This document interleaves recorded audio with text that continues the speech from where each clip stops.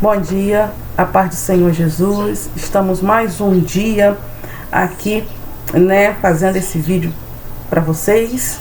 Que Deus possa estar abençoando a vida de cada um. Que nessa manhã possamos meditar um pouquinho na palavra do Senhor. Amém?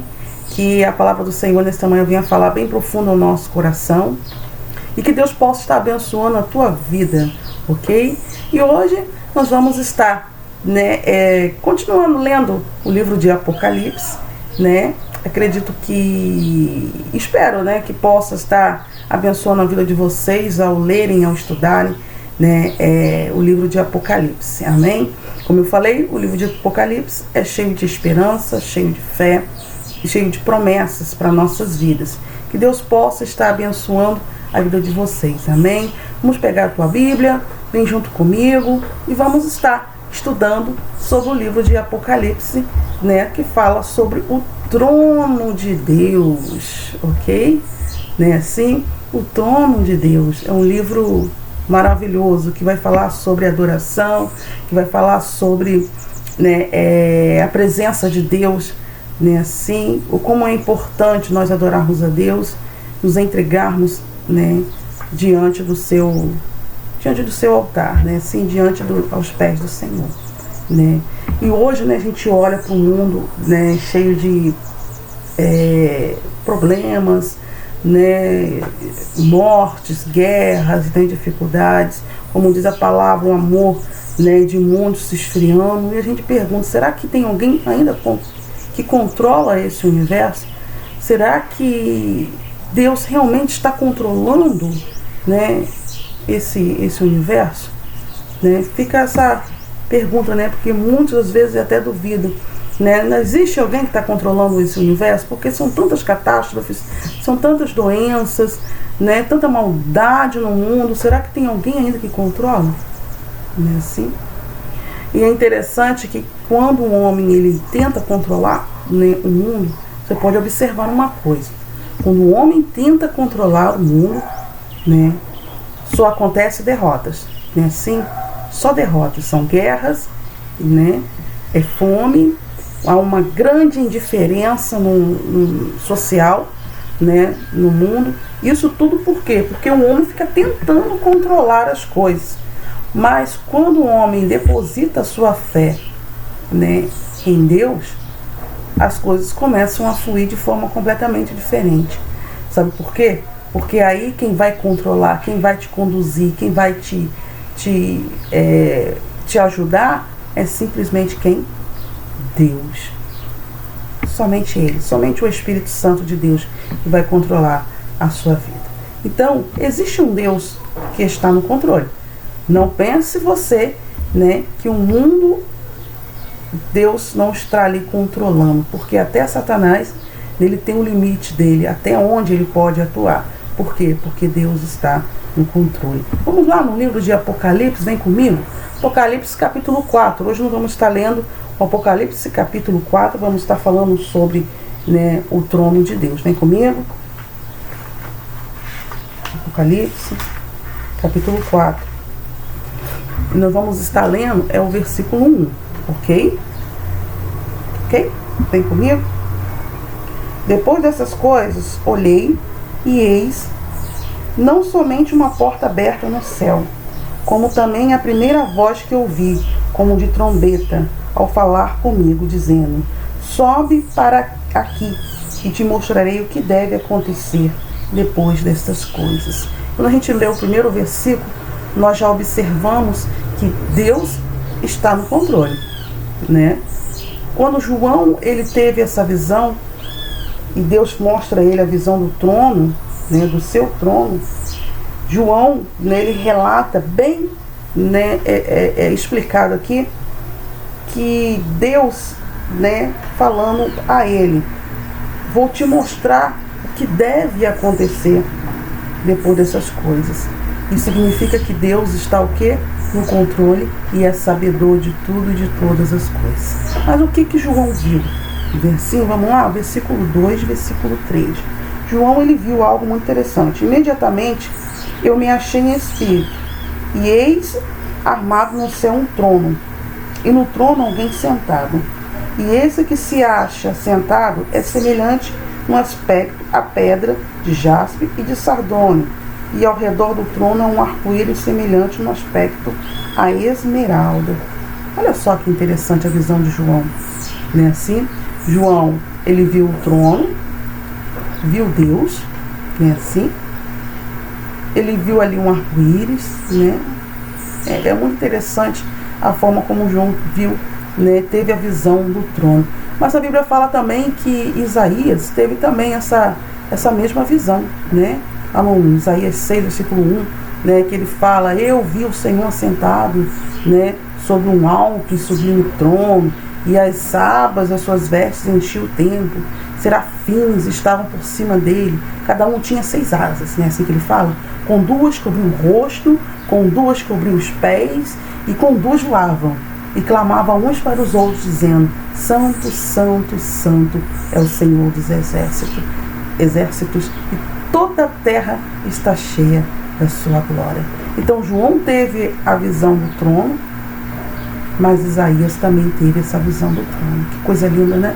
Que coisa maravilhosa, né? Assim. E aí nós vemos o quê? No versículo ainda, voltando lá no versículo 3 do capítulo 4 de Apocalipse, está comigo? Disse o quê?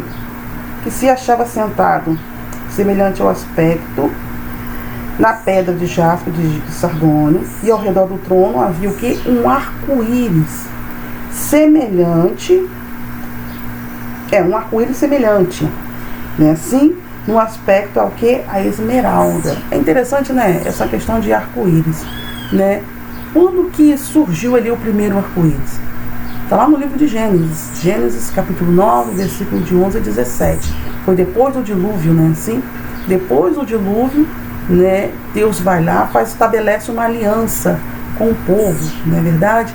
E com isso, né? Ele disse: olha, jamais destruirei, vou destruir, né? A terra com água, né? Toda a carne por água, né? Assim que diz. Nem mais haverá o dilúvio para destruir a terra, disse Deus, né?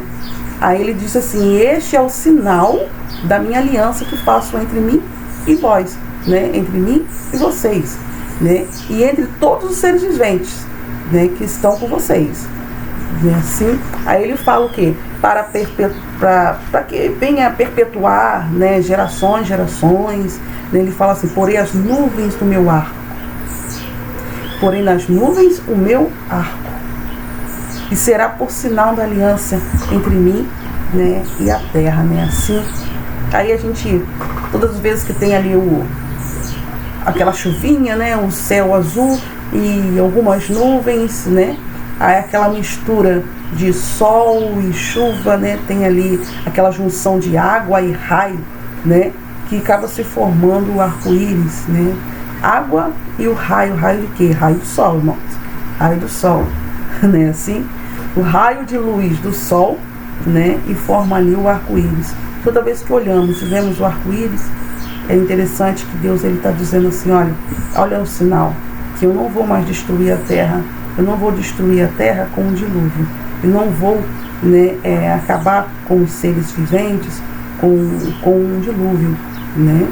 E esse sinal ficou ali, né, marcado, e está marcado, né, para nos mostrar que não haverá mais isso, né? Não haverá destruição com água, dilúvio, ok? Né? Então, quando a gente olha o arco-íris, né, é coisa muito bonita, porque o arco-íris é lindo, né? Várias cores, e chama a nossa atenção, né? Todo mundo para ver um arco-íris, né? Assim, quando tem essa junção de água e raio de luz, né? Aquela chuvinha fininha, o céu azul com algumas nuvens e o raio solar, né, de luz solar bate ali nas chuvinhas, ficam aquele arco-íris. Todo mundo para e começa a ver: nossa, o arco-íris, né, que lindo. É interessante que ultimamente, né, quase não temos visto, né, assim, o arco-íris. E quando olhamos, lembrando, né, Deus não vai mais destruir a terra com dilúvio, não, né? Agora vai ser completamente diferente, né? Assim, não vai encher mais a terra, inundar mais a terra, né? Mas vamos dar uma olhadinha, porque essa questão de arco-íris tem uma representação, né? Não só a questão do sinal de aliança de Deus com o povo. Mas é muito interessante que para o próprio Cristo mostrar isso para João, é porque tem algo a mais, né? Tem um simbolismo a mais ali nisso. Assim, no livro de Salmos 97, né, versículo 2, é muito interessante que o salmista ele fala algo, né? A justiça e a misericórdia são a base do teu trono, né? A justiça e a misericórdia é a base do trono de Deus. A base para entendermos o Apocalipse é o Velho Testamento. Não é assim? Não tem como nós estudarmos o livro de Apocalipse sem dar uma olhadinha lá atrás no Velho Testamento, naquilo que Deus, né, revelou aos profetas, revelou ao seu povo. Não tem como. E quando a gente vai lá no livro de Salmos 97, versículo 2, o salmista ele logo diz, olha, a justiça e a misericórdia são a base do teu trono. A justiça, Deus, a misericórdia, o Senhor Jesus Cristo, é a base do trono de Deus. Então o Apocalipse e o Velho Testamento é a base, né? A base para entender o Apocalipse é o Velho Testamento, ok? Está comigo aí ainda? Está comigo? Ok? Então, irmãos, a questão do arco-íris, né, nós podemos ver o que Deus está querendo dizer, que no trono dele está lá o arco-íris, e esse arco-íris representa nada mais do que a justiça e a misericórdia de Deus para com o seu povo, ok? Continuando, né, sobre o trono de Deus ainda, né, porque nós olhamos vendo essa maravilha do capítulo 4 de Apocalipse, né, voltando lá, falando sobre o trono, imediatamente eu me achei em espírito, versículo 2, 4, versículo 2 de Apocalipse, e eis armado no céu um trono, e no trono alguém sentado, né? Nós aprendemos que Satanás ele tentou usurpar o trono de Deus, né? Assim, ele queria tomar a posição de Deus, ele queria governar o mundo. Está escrito no livro de Isaías 14 e no livro de Ezequiel, né, 28. Mas Satanás foi lançado por terra, né? Foi lançado, né, à terra. Ele tentou usurpar, tentou tirar o trono de Deus, tentou tomar a posição de Deus como governante do mundo. Mas Deus lançou por terra, né? O lançou por terra, literalmente, ele foi lançado, né, assim, à terra. Então Deus vai lá, criou um mundo perfeito. Foi lá, criou um mundo perfeito para Adão e para Eva, né? Assim, fez o homem, fez a Eva, a mulher, né? Fez um mundo perfeito e maravilhoso, né? Assim, e simplesmente Deus vai lá, né? Porque Deus é um Deus de livre-arbítrio, coloca lá a árvore do conhecimento do bem, né, e do mal, juntamente com os outros frutos, e destacou bem a esse casal e disse o quê? Olha, né, de todo fruto vocês podem comer, mas esse aqui não toca, não come, ok? Porque no dia que vocês comerem, vocês vão morrer, né? Mas Satanás, que tinha sido lançado à terra, como eu falei, né, por ele ter tentado usurpar o trono de Deus, tentando governar o trono de Deus, foi lançado, né, para a terra, como diz o livro de João, capítulo 12, versículo 31. Chegou a hora do seu julgamento, né, este mundo. Agora será expulso o príncipe deste mundo. E Satanás foi lançado à terra. O que ele fez? Né? Ele se tornou príncipe por usurpação. Né? Se tornou o príncipe deste mundo. Né? Assim, João 12, 31 fala o quê? Que Satanás tomou o controle do nosso planeta. Né? E diz lá no versículo 12 de João, capítulo 12 de João, versículo 31, que diz o quê? Chegou a hora do seu julgamento. Julgamento este mundo, né? Por quê? Porque agora será expulso o príncipe deste mundo. Quem é o príncipe deste mundo? Satanás. Cristo não pode ser, né? Para ser expulso, né? Somente o Satanás, né? Assim. Então Satanás, ele vem lutando, né, assim, para trazer um descontrole para este mundo. Um mundo descontrolado. E nós podemos observar que o nosso mundo está descontrolado. Está descontrolado socialmente, né? As pessoas estão vivendo descontroladas, né? Estão alienadas, né? São pessoas que estão vivendo, não sabem nem por que vivem, né? E outras que querem morrer, que não querem mais viver, né? O mundo se tornou um mundo de caos. um mundo destruído. E é interessante, né, que não são só os seres humanos, né, porque tudo isso mexeu, esse pecado, essa doença, né, podemos dizer assim, tem atingido também, né, os animais, tem atingido também a natureza, tudo aquilo que Deus criou, né, não só o homem, mas a gente pode observar que o nosso planeta em si, ele tem sido atingido, né, com o pecado, por conta do pecado, né, tem sido destruído. Então, Satanás agora é quem controla este mundo.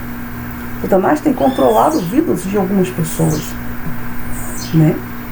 Mas é interessante que no livro, no capítulo 4, vai nos mostrar que o tempo de Satanás está por um fim, né? Está perto de se encerrar. É assim? Está perto. Vamos lá, versículo 4, está comigo ainda? Estão comigo? Ok, então vamos lá. Capítulo 4, versículo 4, de livro de Apocalipse, ok? Ao redor do trono há também 24 tronos, e assentado neles 24 anciãos vestidos de branco, em cujas cabeças estão coroas de ouro. É interessante, que eu quero deixar bem claro, é que essa visão aqui do trono de Deus, ela é literal, tá? Não é um simbolismo, não. Né? João, ele viu esse trono, essa visão do trono, né? E é algo real, é realmente o trono de Deus, né? Então, ele viu o arco-íris, viu lá o trono de Deus, Deus sentado no seu trono, e agora ele fala sobre o quê? Que ao redor do trono havia o quê? 24 cadeiras, né? 24 tronos, né? E quem estava sentado neles tinha o quê? 24 anciãos. Olha só, muito interessante. 24 anciãos estavam assentados ao redor do trono de Deus. Isso não é figurativo, isso é real, né? É o trono de Deus, isso é real. Os 4 tronos, e assentados neles 24 anciãos, vestidos de branco. Em as suas cabeças estavam o quê? Coroas de ouro. Olha só, interessante, né? Aí fica uma pergunta: quem são esses 24 anciãos? Né? Porque na Bíblia ele é mencionado 12 vezes, no livro de Apocalipse, ele é mencionado 12 vezes. Né? Eles são mencionados 12 vezes no livro de Apocalipse. Quem são esses 24 anciãos? Né? Olha só, vamos ver as suas características? Vamos lá? Nós vemos que eles estão o quê? Estão assentados no trono de Deus, ao redor do trono de Deus. Eles estão vestidos de roupas brancas e ainda receberam uma coroa em sua cabeça. E outra coisa, são assistentes sacerdotais de Cristo, né? Interessante, né? E é interessante que alguns estudiosos, né, da palavra de Deus, alguns teólogos, né, podemos dizer assim, eles acreditam que esses anciãos são pessoas que já passaram por essa terra e que agora assistem a Deus nos negócios do céu, né? Mas por quê? O que levou essas pessoas a entenderem isso, né? Então vamos ver o que levou essas pessoas a entenderem isso. Vamos lá no livro de Apocalipse, capítulo 3, versículo 21. Vem comigo? Ainda está comigo? 3, versículo 21. Há uma promessa de Deus que diz o seguinte: ao vencedor dar-lhe-ei sentar-se comigo no meu trono, assim como também eu venci e me sentei com meu Pai no seu trono. Quem tem ouvidos, ouça o que o Espírito diz às igrejas. Bem, ao vencedor, o trono, ele é prometido ao que vencer. Não é assim? A coroa simboliza o quê? Vitória. Só quem usa uma coroa é quem foi um vencedor, um vitorioso. Então, mas como assim? Quem são essas pessoas, então, que já estão lá com Cristo, no trono de Deus, né, assentado ao redor do trono de Deus? Bom, aí, né, vamos lá para o livro de Mateus, capítulo 27, versículo de 50 até o 53. Está comigo? Então vamos lá comigo, ok? Mateus 27, 50 e 53. Nós vamos ver quem são essas pessoas. Porque na ressurreição de Cristo, aconteceu, na ressurreição, não, na morte, né? Na ressurreição de Cristo aconteceu algo muito interessante, né? Um fato muito interessante que às vezes as pessoas não dão muito crédito nesse evento. É assim? Mateus capítulo 27, versículos 50 e 53. Está comigo? Vamos lá. Capítulo 27, versículo 50. Diz assim, olha, a morte de Jesus, né? Jesus, clamando outra vez com grande voz, entregou o quê? O seu espírito. E eis que o véu do santuário fez o quê? Se rasgou em duas partes, de alto a baixo. Tremeu a terra, fendeu-se as rochas. Abriram os sepulcros, olha bem, presta bem atenção. Abriram-se os sepulcros e muitos corpos de santos que dormiam, fizeram o quê? Ressuscitaram. E saindo dos sepulcros, depois da ressurreição de Jesus, entraram na cidade santa e apareceram a quem? A muitos. Só. Então, vamos pensar um pouco, né? No momento da morte de Jesus, quando Jesus acabou de morrer, a Bíblia diz que o véu do templo se rasgou, né? Tremeu a terra, fendeu-se a rocha, e a Bíblia diz que abriram-se o quê? Os sepulcros. Sepulcros. E muitos corpos de santos que dormiam, fizeram o quê? Ressuscitaram. A gente fez aquela pergunta, né? Eu também me fiz essa pergunta. Eles ressuscitaram. E uma vez, eu lendo essa passagem, eu me fiz uma pergunta, né? E fiquei assim, me questionando a mim, né? E para onde foram essas pessoas? Eles morreram, estavam mortos, né? Ressuscitaram. Foram para onde? Será que morreram de novo? Mas é interessante, né? Que Jesus Cristo não ia simplesmente só ressuscitar eles, né? Fazer com que eles andassem pela cidade, muitos o vissem, e depois matar eles de novo. Volta agora todo mundo pro sepulcro, vamos lá, fechar tudo de novo. Interessante isso, né? Você já parou para pensar? Né? E aí estão, né? Esses fiéis seguidores de Cristo. Quando Jesus ressuscitou, eles juntamente foram com quem? Com Cristo Jesus. E abriu-se os sepulcros, e muitos corpos de santos que dormiam ressuscitaram. E saindo dos sepulcros, depois da ressurreição de Jesus, entraram na cidade santa e apareceram a quem? A muitos. É interessante, né? E com certeza, onde eles estão hoje? Aí entra, né, que esses 24 anciãos foram alguns que foram escolhidos para estarem sentados ali juntamente com Deus, né, em tronos, foram coroados.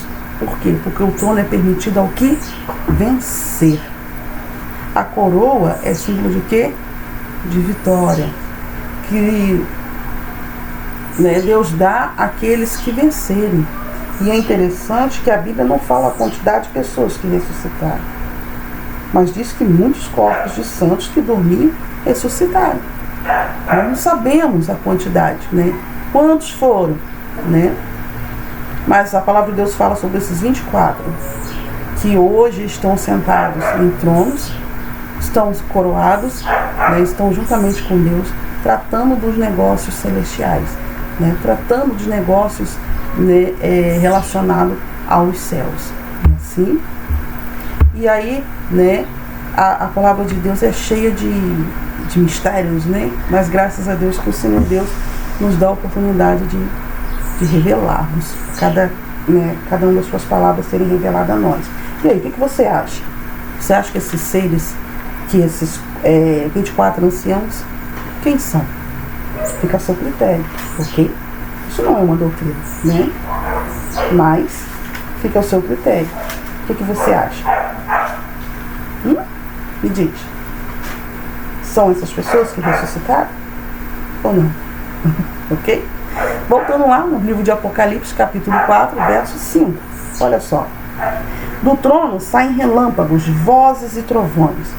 E diante do trono ardem 7 tochas de fogo, que são os 7 Espíritos de Deus. Interessante, né? 7 Espíritos de Deus. Será que Deus tem 7 Espíritos?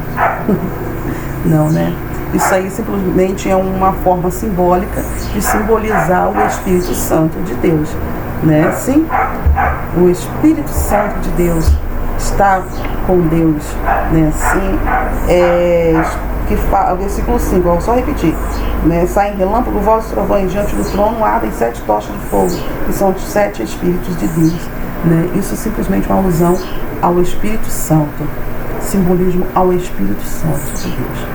Verso 6 até o 8 diz assim: adiante do trono, como que mar de vidro, semelhante a cristal, e também no meio do trono, à volta do trono, 4 seres viventes. Está comigo?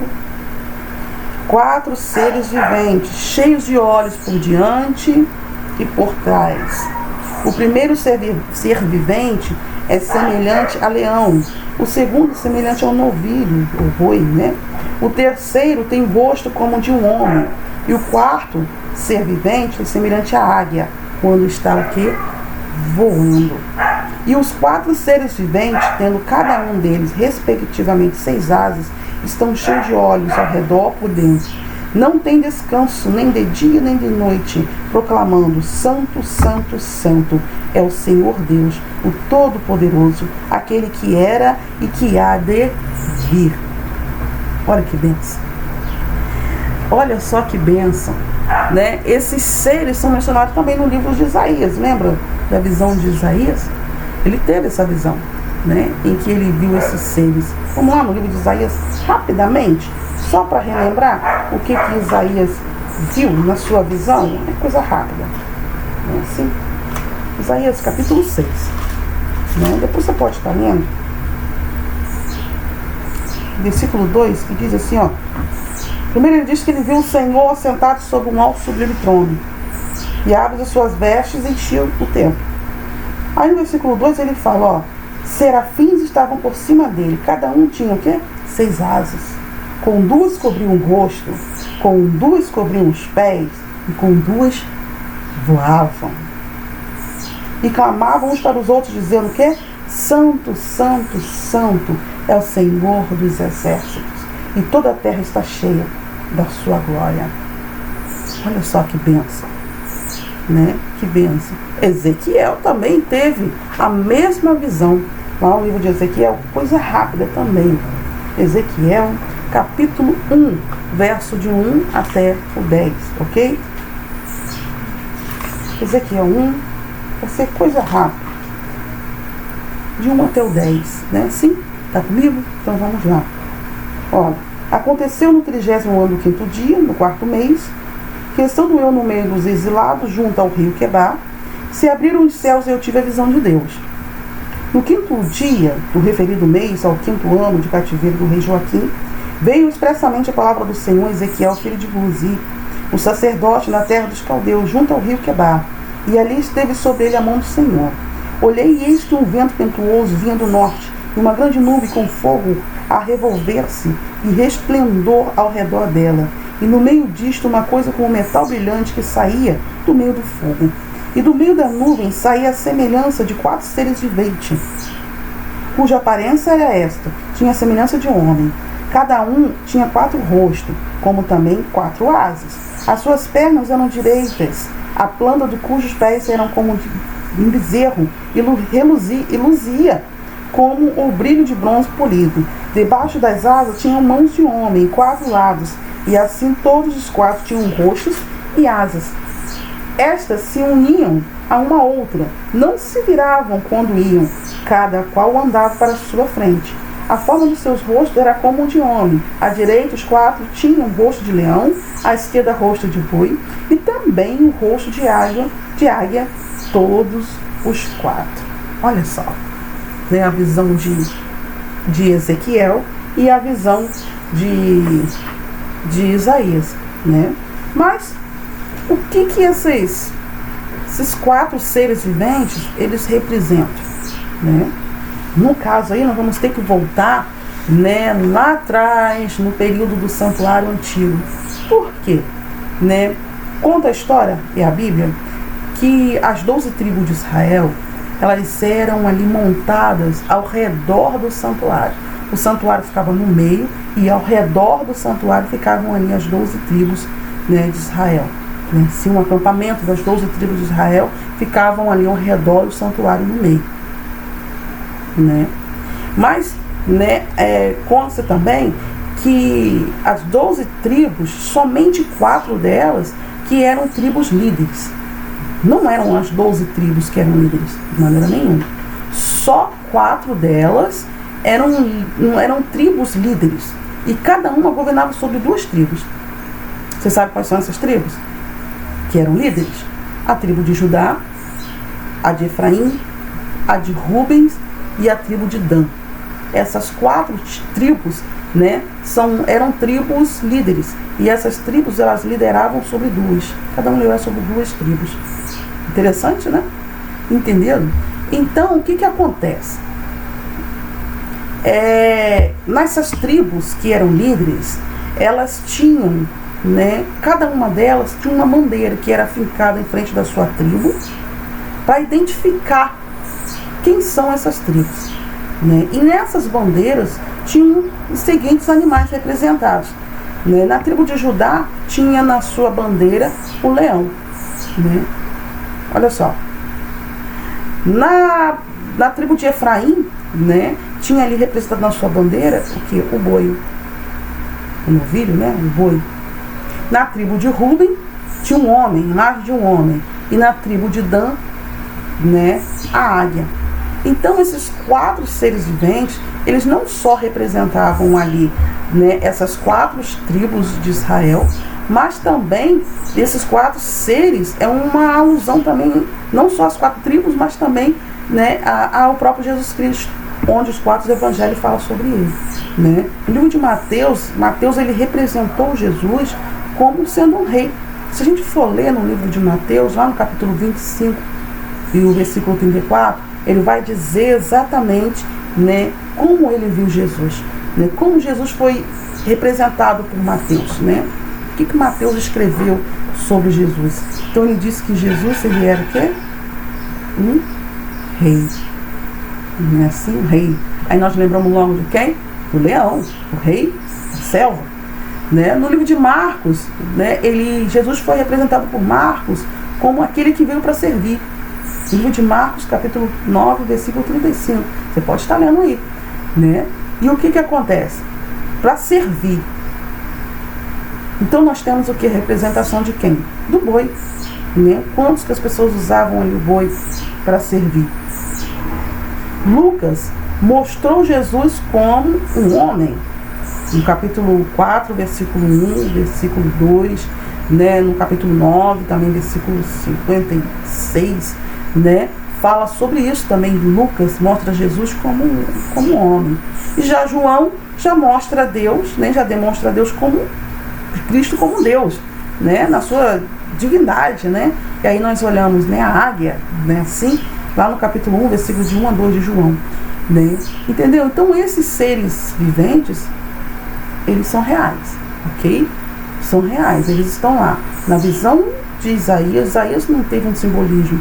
Ele viu o trono de Deus e viu esses serafins, que são serafins, que adoram a Deus, que exaltam a Deus, né? E o próprio João aqui, ele relata do que ele viu, né, assim, no trono de Deus, né? Então nós temos o quê? Que esses seres, eles estão ali por algum objetivo, né? Vamos continuar lendo. Livro de Apocalipse, capítulo 4, versículo de 9. E o 9 nós já lemos. Nós vamos ler até o 11, né? Voltando aqui, estão comigo? Ok? Diz assim: como esses seres viventes derem glória, honra e ações de graça ao que encontra sentado no trono, ao que vive pelos séculos dos séculos, os 24 anciãos prostrar-se-ão diante daquele que se encontra sentado no trono, Adorarão o que vive pelos séculos dos séculos e depositarão as suas coroas diante do trono, proclamando: Tu és digno, Senhor, e Deus nosso, de receber a glória, a honra e o poder, porque todas as coisas tu criaste, sim, por causa da tua vontade, vieram a existir e foram criadas. Oh, glória! Não é assim? Então nós olhamos, irmãos, vemos que esses seres viventes, eles estão fazendo algo, eles estão adorando a Deus. E por que eles estão adorando a Deus? Porque eles reconhecem que Deus é Criador. Eles reconhecem que Deus vai estabelecer o seu reino eternamente. Eles reconhecem que Deus é um Deus supremo. Não é assim? Mas como nós vimos, Satanás ele sempre lutou para poder tirar isso da mente humana, né? Ele está sempre tentando, tem suas intenções para tirar esse pensamento que nós, né, esse pensamento de adoração a Deus da mente humana, né? Aí nós perguntamos, mas como, né? No ano de 1850 surgiu, né, um livro que falava sobre a origem da existência. A origem da existência, né? Escrito por quem? O Charles Darwin. Lembra de Charles Darwin? Aquele que tinha aquele pensamento, né? Tinha ali um pensamento que falava que sobre a criação do homem e a criação, né, de Deus, que partiu de quê? Uma grande explosão, que o planeta foi, né, criado por partículas, né? A origem, né, não do criacionismo, mas sim do evolucionismo. Lembra disso? Então, com esse pensamento de Charles Darwin, né, no ano de 1850, mudou a mente de muitas pessoas. E muitas pessoas passaram a acreditar de que o mundo foi evoluído, né? O homem foi evoluído, que veio do macaco e então lá se tornou um Homo sapiens, né? Mas a Bíblia não fala assim. A Bíblia não explica assim dessa forma. Então, por isso, Satanás, até hoje, ele vem tirando esse foco do ser humano, que é adorar a Deus, que é adorar a Cristo, adorar a Deus, Criador dos céus e da terra. E é interessante que esses 4 seres viventes, eles estão lá, adorando a Deus no seu trono, né? Mostrando a todos que Deus é santo. Ele é Criador dos céus e da terra. É Ele quem controla a nossa vida. Não é assim? É Ele quem controla a nossa vida.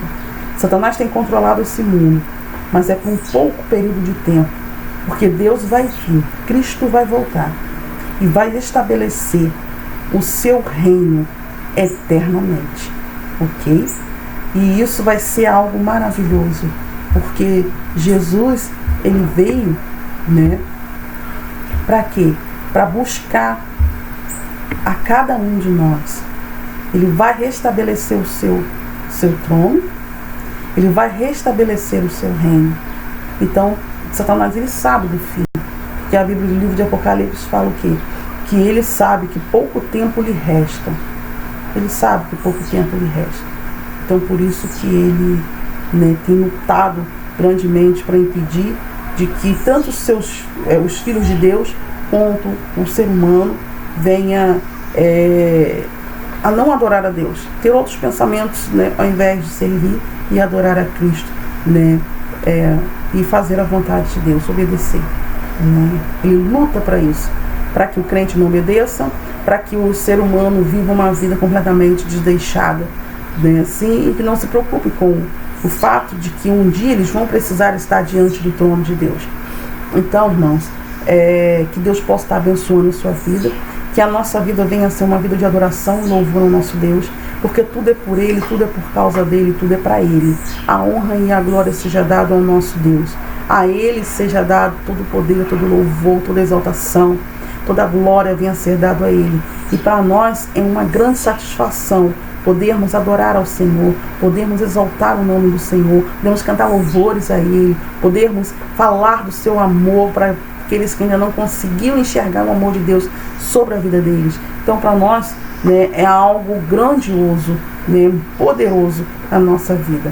Que Deus possa estar te abençoando, que essas palavras venham né, preencher o seu coração, que saiba que parece que está tudo fora do controle, mas não está. Deus, ele está ainda no controle, né? Satanás, ele pode ser o príncipe deste mundo, mas Deus, ele está no controle, e a sua vida está nas mãos do Senhor.